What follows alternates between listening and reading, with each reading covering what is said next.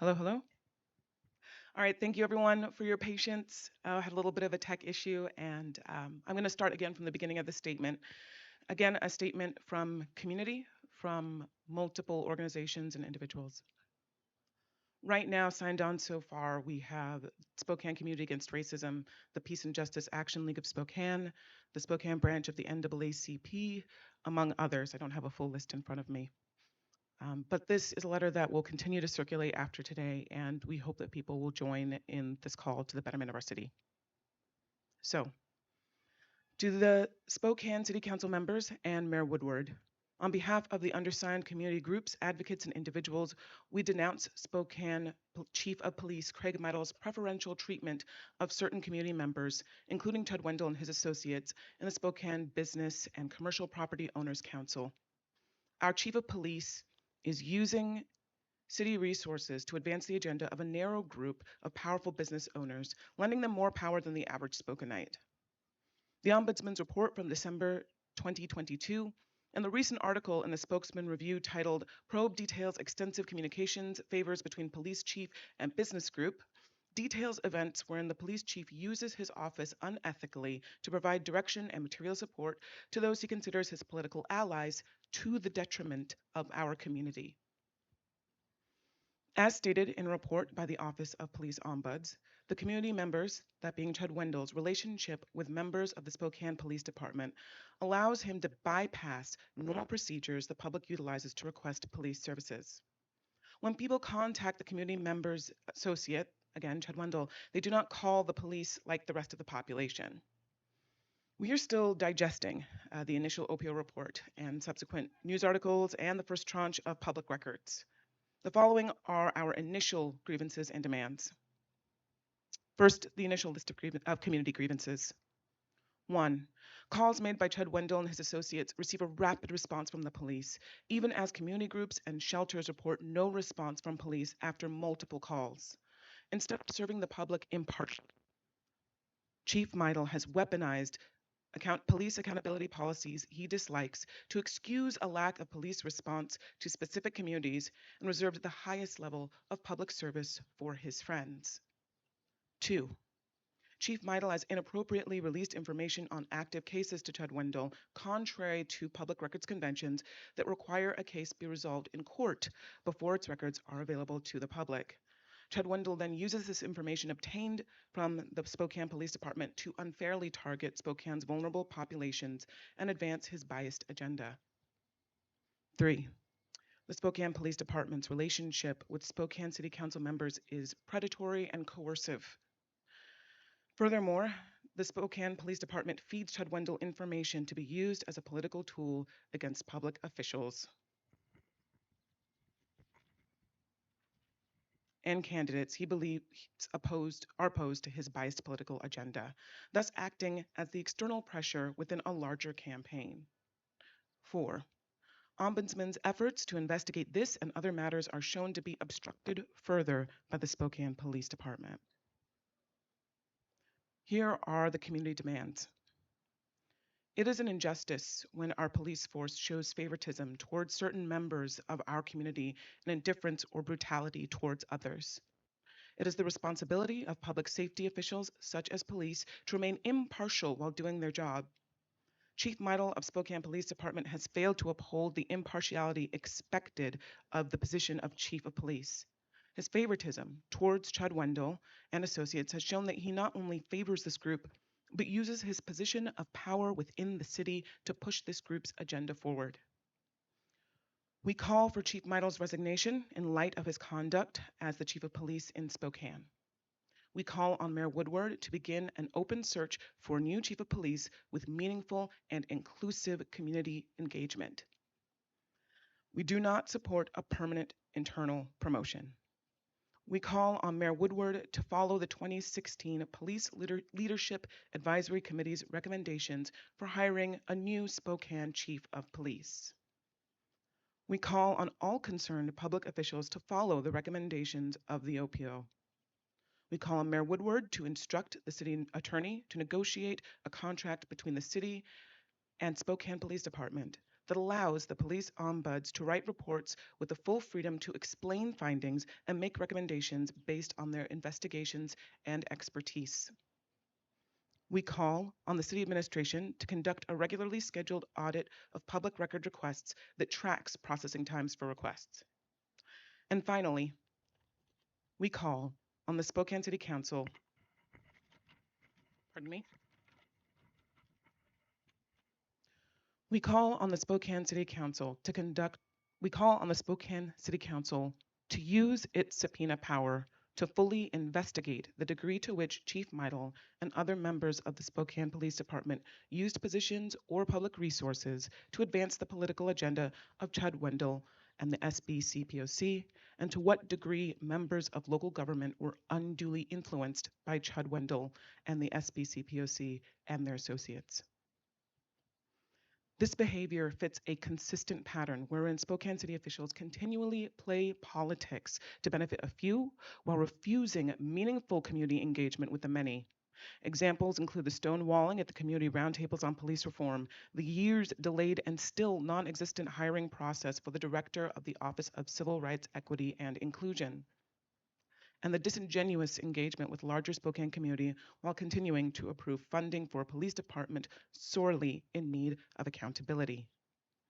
In our community, certain elected community leaders are under the scrutiny of our local police department, as seen in the ride-along vettings of potential city council candidates.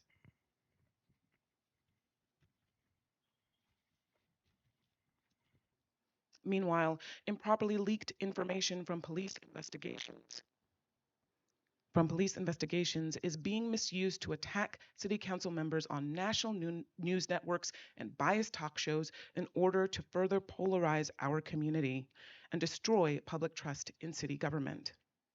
Officers have weaponized inaction and are using this soft strike to claim that any efforts to increase police accountability only lead to increased and unchecked crime.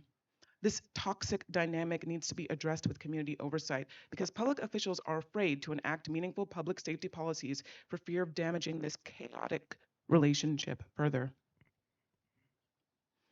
This fear has perpetuated a vicious cycle in which council consistently supports the Spokane Police Department through funding, which then leaks information to council's political adversaries, which they then use to apply pressure to council on the demonstrably erroneous grounds that they do not support the Spokane Police Department. As expressed by Council President Brian Beggs, what have we done? What law did we pass? There's nothing. We've given them millions more in their budget every year. We've added officers. We've spent millions on vehicles, whatever they requested, we've basically given them. It is urgent that you, our elected officials, take action now to hold the police chief accountable for his actions by calling for his resignation and implementing a reform agenda with strong community engagement. This will be a major step towards recovery and accountability so our government can function for the good of the many in Spokane. We ask that the Spokane City Council unite with the voice of the broader community, deliver the actions called for above, continue forward with the items listed in the 2020 Public Safety Reform Agenda, and to update and revise these items with continuous community input. Let's take a step forward to recovery and accountability for how our government can function for the many of Spokane. Thank you. With that being read, I want to turn over the mic to some other community representatives who want to make their own calls and explain why this is important to them. First up, we have Anwar Peace.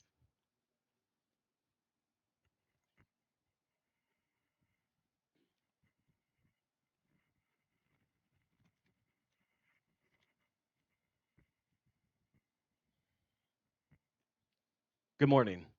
My name is Anwar Peace, a 22-year police accountability expert. 22 months ago, I had lunch with the police chief and police ombudsman. And at that lunch, I told the chief I was having a hard time reading him as a police leader because he makes so many duplicitous statements, like the chief claims he supports Black Lives Matter and their message of police reform. But the chief, over the past 3 years, has either blocked, stopped, or rolled back any efforts on true police reform. The chief claims he supports police accountability, and yet on Christmas Eve in 2018, the chief had the police ombudsman kicked off of the chief's police advisory committee. This committee and the ombudsman being on it was part of the DOJ's 42 recommendations in 2012, which, when I had lunch with the chief, he freely admitted that this recommendation and another recommendation had not been fulfilled even after 9 years. By the way, that other DLJ recommendation and not fulfilled deals with banning officers using lateral neck restraints, which is the kind of technique that killed George Floyd. Yet SPD still uses this technique.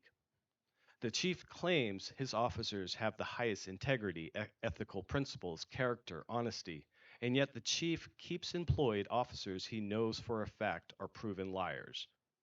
There is a true epidemic in this department of officers willfully lying or being dishonest. Case in point, do you all remember the two PAC team officers that were caught lying to a federal judge back in December 2021? Those lies led to the chief disbanding the PAC team, but not firing the two lying officers. In fact, the chief created a new anti-crime team and put the same trouble PAC team officers on the new team. This wasn't the only trouble the PAC team had recently. A current officer is suing the department for retaliation after he whistleblew on the unconstitutional tactics the PAC team was using. One of those unconstitutional tactics was the PAC team officers were shooting GPS trackers on people's cars without warrants, which is something I think the ACLU would frown on, I think. But instead of the department praising this whistleblowing officer, the department claimed he was a liar and then put him on the Brady list.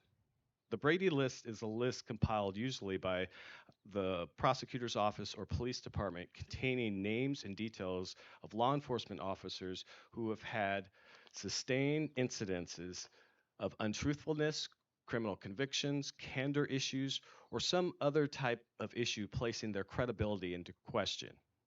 And guess what? Those two PAC team officers that lied to the federal judge, they're not on the Brady list, even though their lies tried to frame a black man for a crime he didn't commit. But the whistleblowing officer, he's on the Brady list. This example highlights some of the major dysfunction within SPD.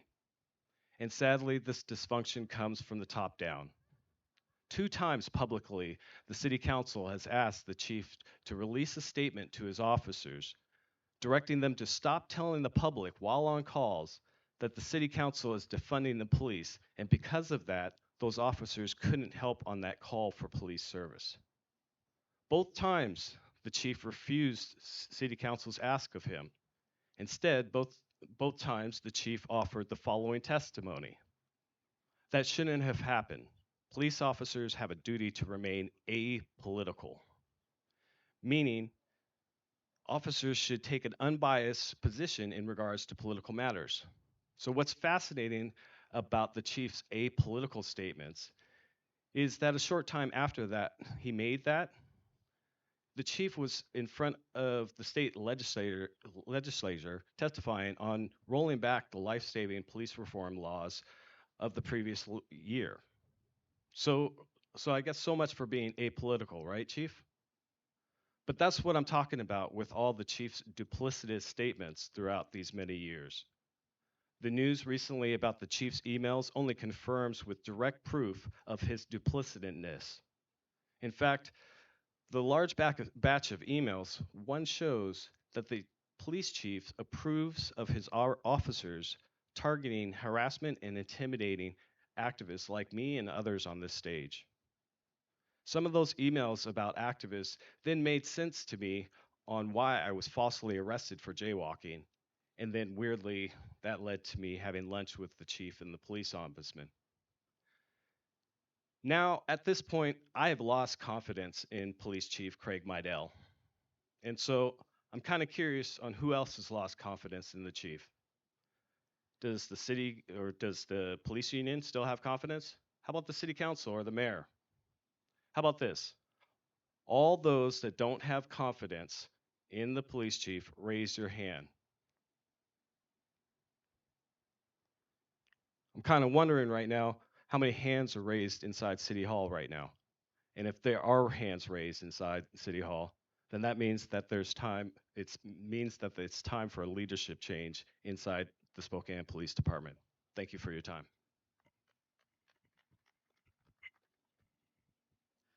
Thank you, Anwar. I just want to remind those of you who are watching online that if you agreed with the substance of the letter that we shared and the sentiments being expressed today, please make use of the link below to sign on to this letter that is currently circulating in the community. This isn't just a matter of a few officials, this is a matter of the whole community making its position clear. With that, I'm going to call up Megan Pyrie to speak next. Oh, wait, no. I'm going to be calling up Stanley to speak up next. Sir, what is your last name? Harewood. All right. Stanley Harewood. Thank you. How you doing? My name is Stanley Harewood. I'm a 51-year-old black man, Spokane resident. Okay, so Chief Meidl, your responsibility is to direct activities of the police department delivering efficient and effective public safety services to the community. This includes the entire community. You have chosen to serve and give preferential treatment only to your part of the community that looks like you and is privileged like you. Chief Meidl has acted unethically by releasing information and holding private conversations with community members to further their agendas of oppressing the community he has sworn to serve and protect. As a black man, as a leader of Eastern Washington, all of us are none, and as a co-director of Spokane Peer Reentry Navigation Community Bail Fund, I am here to tell you today that you have displayed a blatant disregard for the black community, and I request the removal of Chief Meidl. Thank you. Next up, we have Megan Pyrie.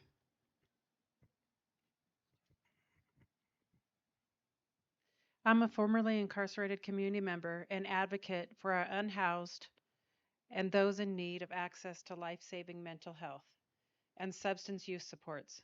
Also, a member of All of Us or None and a co director of our Peer Reentry Community Bail Fund. I'm here today to say the mission statement from the Spokane Police Department states that they are committed to providing excellence in policing, enhancing the safety and security of individuals, and building partnerships to better the lives of our community members as a whole. The actions of Chief Meidl and the disregard for his accountability by Mayor Woodward are evidence that they are only here to serve the community that afford them privilege. Chief Meidl has acted opposite of the mission statement of the Spokane Police Department. I am here today asking that the Office of Police Ombudsman is given full discretion and investigative powers to hold this mayor and the chief of police accountable for their actions.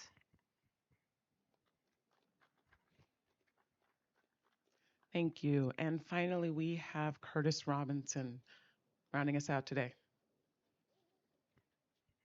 Thanks, Zach.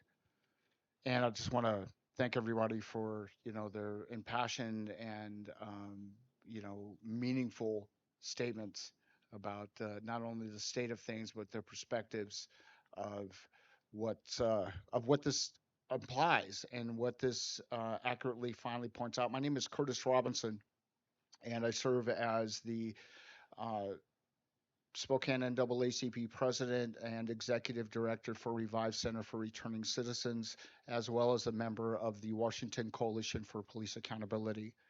A couple of thoughts that I have about this particular show. I'm not going to reiterate what's already been said. It's already been mapped out extremely well and more to come. What I want to put forth is that perspectives like this. I asked a question, or I put forth this thought. You tout the principles of justice and how you are champions for this until it's convenient for you to be unjust. We are not surprised. This behavior here and behaviors we see mapped out in this and so many other places and spaces These are the true inhibitors to real justice. No wonder, and yet I wonder, where would we be at if all of you that have done this, that have been working in such a unethical fashion as it's been stated today, if you took personal and organizational responsibility and just put 5 times as much effort into doing things the upright, honest, public facing, and transparent way? You see, we truly know that there's more that unites us than that divides us. Spokane, we are commonly oppressed and commonly impacted, even though we don't always necessarily like each other all that much.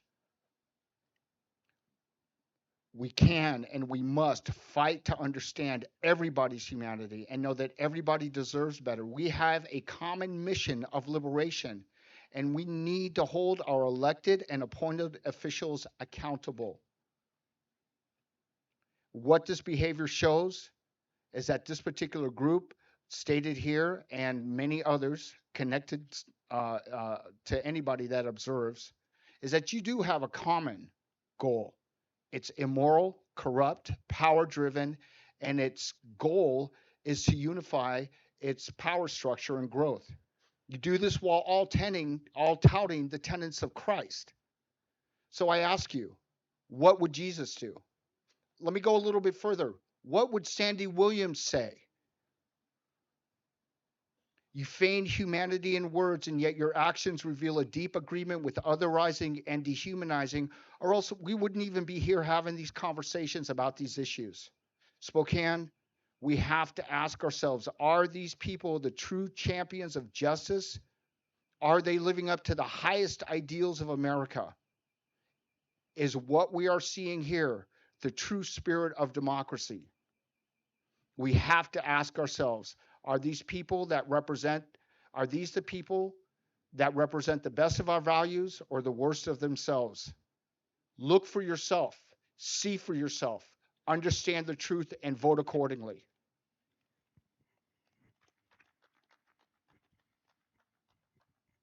Thank you, Curtis. With that, recognizing this is both somewhat in person, but primarily an online event, we're going to take some questions. We have at least one member from the press here, and then if there's anything online, um, we invite you to ask questions on the stream, and myself and the other people who spoke today, we will do our best to answer them.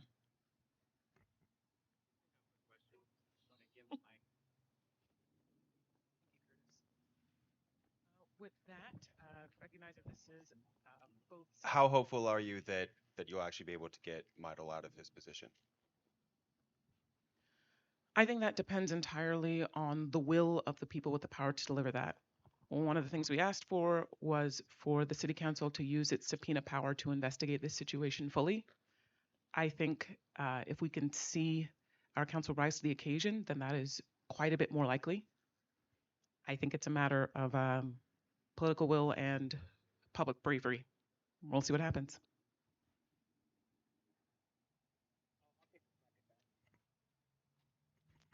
So I also think it's important to understand, the entrenchedness of this, if that's an actual word.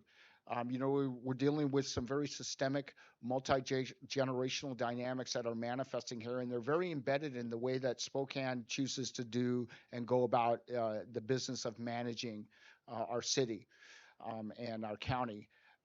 And what we're really looking for is we're looking for and demanding change. And if that means that somebody like Meidl or people associated with Meidl or groups around Meidl and anybody higher than Meidl needs to go, then that's absolutely what needs to happen, because this kind of behavior can no longer be swept under the rug and act like it's not going on and pretending that, that was just a little mistake. No, this is systemic. And the reality that they have used their power and position to go ahead and keep the swept under the rug for so long is indicative of how deep this issue really is, and how important it really is for us as a Spokane family and Spokane community and human family to finally deal with it so we can get to the place that we need to get. I wonder where we would be if they put this much effort into doing the right thing instead of what they've been doing.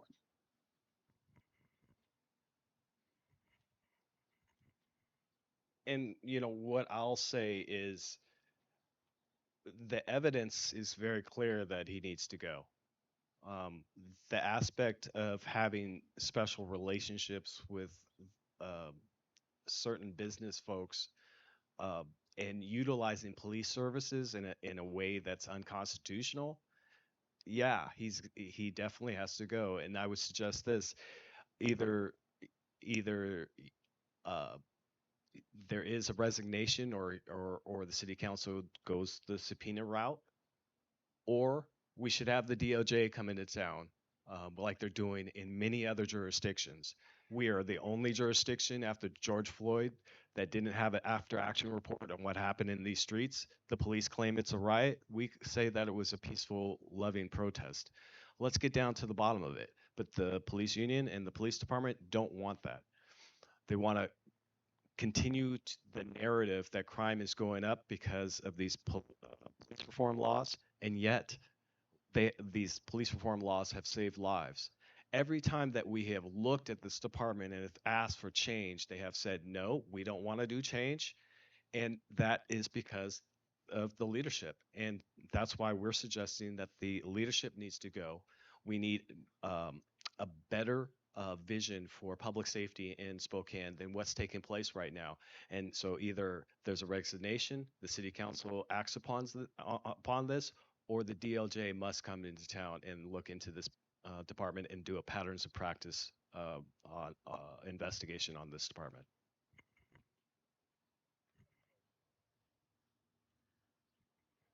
All right, let's hear from you. Yeah, it seems that to me that nothing is going to change until someone figures out a way to get around the blue code of silence, where all these guys in uniform have each other's back, or else they can't work together. So, any ideas for getting around that? I mean, there are two things. One is, let me see if I can remember it. The Police Leadership Advisory Committee, there we go, has put out a lot of recommendations about how we deal with that particular cultural issue in our police department. But a lot of what it boiled down to is that that is a top-down issue, right? How a department functions is very much a reflection of the leadership and what they choose to cultivate in the space. So one of the things that we're asking for is the resignation of Chief Meidl, and that's only part of it, but that is, we believe, the beginning.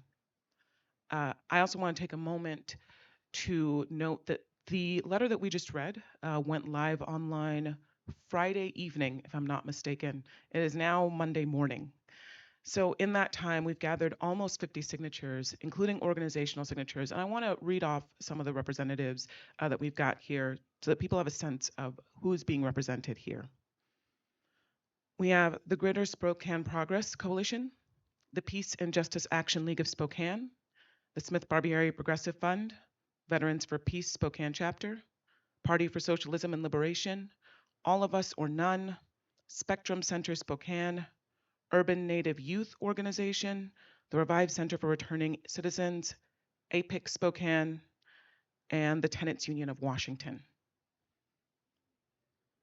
These are not small affiliations or small smattering of people. It's hundreds, probably thousands of people are represented in those lines organizationally, and we want to see as much individual representation as possible. You look like you have a question. No? All right. Mm-hmm.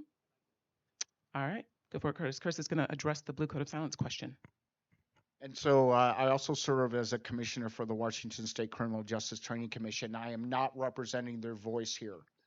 Okay, but what I am going to say is that we are speaking to that there's a huge move thanks to the recent legislation in the last couple of years to address that cultural dynamic, retraining, better services. One of the things that people don't really seem to know, and I'm gonna say to you that Washington or law enforcement. This was a report to the Senate. I believe it was 2020. that or thereabouts, that as far as lifelong careers, law enforcement officers have one of the top, if not the highest, suicide rates. That industry is in crisis because of what we have allowed them to do, what we have tasked them to do, and the fact that we have not held them accountable. That is not healthy for any human development across any community, across any spectrum. And so it's no wonder that there's this resistance to being honest and transparent and vulnerable for a bunch of people that haven't ever had to be honest, transparent, and vulnerable before. And so it's gonna be a cultural thing, and we're working through it. We're addressing it legislatively. We're addressing it training wise. We're also addressing it through conversations like this and questions like this, like from you, coming from the public, naming that even though the statements are, oh, there's no blue code of silence. Yes, there is. We know it is. This is the proof that there is one. What more do you need? We're not surprised by this. It's time to move into meaningful action to address it with wraparound perspectives coming from the top down and from the community. Thank you. I want to add that another speaker, Debbie Novak, was meant to be here as well. She lost her son to violence at the hands of the Spokane Police Department. And had she been able to be here, would have spoken to the sheer length of time that it took for her to get answers, a report about why and how her son was killed. So we just wanted to honor that today. Her son was David Novak. One other thing I'm just going to throw out here, and then we're going to wrap up shortly. One thing that was mentioned was that we need a better vision for Spokane. And I want to name that vision is being developed. We were very careful in this letter to make sure that we're not just listing things that are wrong, but listing ways that things could go right. We are a group of people who value the holistic safety and wellness of the whole of Spokane, of the many, instead of the interests of a few superseding that. We're here because we want all of us to feel safe and cared for here in Spokane. We want our communities to feel safe and cared for, and we are taking our place as valid members of that community and asking for the type of public service that we believe every resident of the city is entitled to. With that said, we want to invite people again to sign onto the letter, either for yourself as an individual, or if you have an organization that you represent that would like to sign on, we invite you to do so now as well. This letter will remain up and active. The link is live. Please feel free to join the many voices calling for change in this city. Thanks everyone for being here.